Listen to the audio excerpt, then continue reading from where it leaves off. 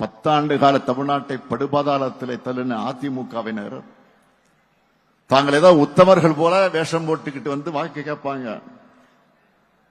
அதேபோல் தமிழ்நாட்டுக்கு துரோகம் செய்வது மட்டுமே வழக்கமாக வச்சிருக்கக்கூடிய பாஜகவினர் வழக்கம் போல தங்களுடைய பொய் பரப்புரைகளை பரப்புவார்கள். பதற்றத்தை உண்டாக்குற அரசியலை வச்சு எலெக்ஷன்ல சந்திக்கலாம்னு வருவாங்க. இவங்க கிட்ட கைகட்டி வாய் புத்தி அடிமை சேவகம் செஞ்சு கொண்டிருக்கக்கூடிய தமிழ்நாட்டோட உரிமைகளை தமிழுடைய சுயமரியாதை அட வைக்கலாம்னு நேரடியாகவும் மறைமுகமாகவும் வேலை செய்ய பல கூட்டங்கள் இருக்கு.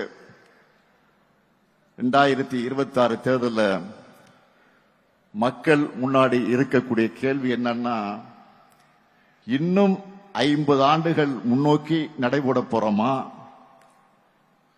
இல்ல ஆண்டுகள் பின்னோக்கி இழுக்க முயற்சி பண்றவங்களுக்கு அடிபணிய போறோமா? ஆக அந்த கேள்விக்கு மக்கள் விடையளிக்க போற விடைதான் திராவிட மாடல் ஆட்சி 2.0. அதுக்கு நீங்க எல்லாரும் கடுமையாக உழைக்கணும்.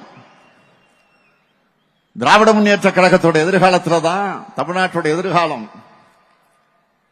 தமிழகத்தோட எதிர்காலம் அடங்கி இருக்கு. அந்த எதிர்காலம் பல நிறைஞ்சதா, ஒளி நிறைஞ்சதா, தமிழ்நாடு நம்பர் 1 என்று சிங்க நடை போடுகிறதாக அமையணும். நீங்க தான் திராவிட மாடல் 2.1 அடித்தளமாக இருக்கணும். இருப்பீங்களா?